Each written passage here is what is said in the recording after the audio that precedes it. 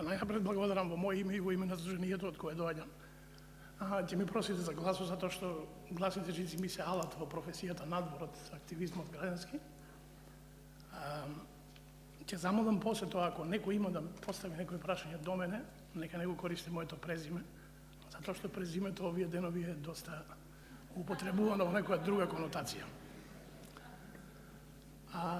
Организаторот на овој настан не повика нас од Сдруженијето за нас се работи, да зборуваме за преку социјалната правда до подобра живеачка. Ние во нашето здружение и како индивидуалци имаме еден, може би ќе речам, поинаков пристап од другите, или може би истно ние сметаме дека малку поинаку пристапуваме на проблемите. И кога организаторот ни ја јави ова гостување, ова тема, се потрудивме да видиме што од нас се бара. Организаторот ни кажа што треба да направиме и зашто да зборуваме. Тука имаше 5 насоки кои ние си зедовме за право, организаторот ќе ни прости, малку да ги редефинираме. Петтата насока или петтото прашање беше, чинам, кои се обврските на државата да обезбеди социјална правда, за да имаме подобра живеачка. Тоа прашање мислам дека воопшто не треба да го постави никој, ниту од државата, ниту граѓаните. Државата има обврска да обезбеди социјална правда. Ако се договориме дека државата има обврска да обезбеди социјална правда и преку тоа да дојдеме до подобра живеачка, ние ќе се префрлиме на првото прашање на кое ветив дека ќе зборувам, а тоа е кои се критериумите за подобар живот и подобра и поквалитетна живеачка. Ако земеме сега тука да направиме ние анкета кои сме, кои се нашите критериуми за подобар живот и подобра живеачка, сигурен сум дека ќе направиме и ќе наброиме многу добри критериуми, ќе ги поставиме нештата на многу добра основа и од тука имаме со право очекување да имаме поквалитетен живот и подобра живеачка. Но, за жал, реалноста е малку поинаква. Критериумите за нашата подобра живеачка и за социјалната правда ги креира некој друг. Ние тука зборуваме за социјална правда меѓу граѓаните. И тоа од граѓанскиот сектор. Ако се потрудиме да дефинираме што значи граѓанин, ќе видиме дека тој по автоматизам не е жител на една држава или припадник на еден етникум или на едно општество, туку тоа е личност со изградена индивидуа. Личност со свест.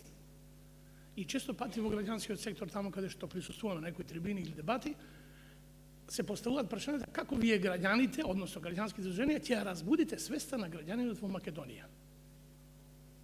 И многу пати сме се прашувале во границите на нашето здружение внатре, луѓе, свесни ли сме ние дека мнозинството на граѓани немаат свест во државата?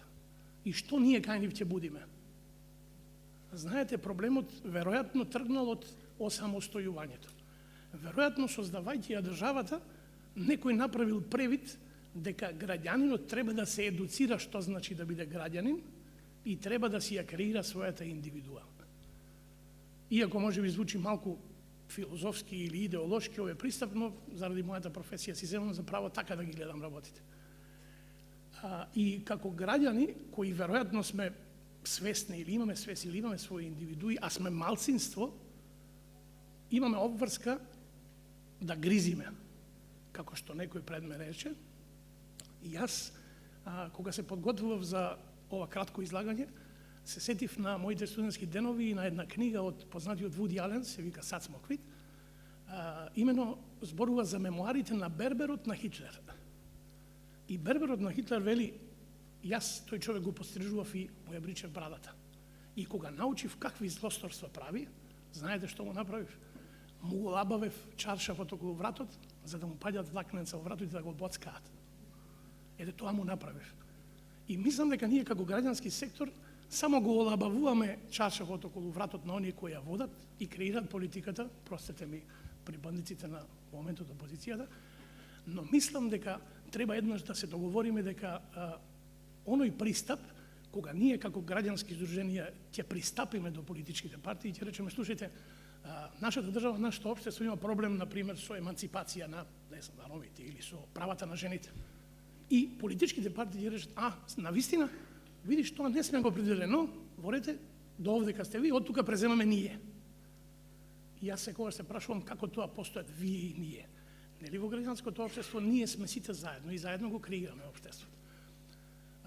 Мене ме чуди кога зборуваме за социјална правда. Јас како припадник на една верска заедница и активен член, свештеник имено, се чудам како демохристијанската партија, не сакам никој да ми земи за зло, иако тоа може би во државата не е оправдано бидејќи таа е секуларна, како некој не се сетил дека во оваа држава живеат 67% на православни христијани и од нив се бара на 24 април на цветници да излезат да го дадат својот глас за некоја политичка партија. И утредента на страстниот понеделник, кој ме тангира мене, ако не вас, треба некој да слави, а некој да тагува. Јас се чудам дали некој направил превид во тоа или не ги почитувал моите социјални права. Тој може би ќе ми рече, да, ова е секуларна држава и нема врска црквата со државата. Но простете ми, ние како граѓани имаме право, веројатно, да ги кажеме и нашите потреби. И затоа од тука ќе испратам еден апел, бидејќи заслужувам подобро, ќе се борам за моето подобро, ќе го наметнувам мојот идентитет на оној кој го нема и ќе се трудам да го едуцирам да има свој идентитет и ќе замолам, сигурен сум дека 24 април не ви е правилен датум за избори. За сега толку благодарам.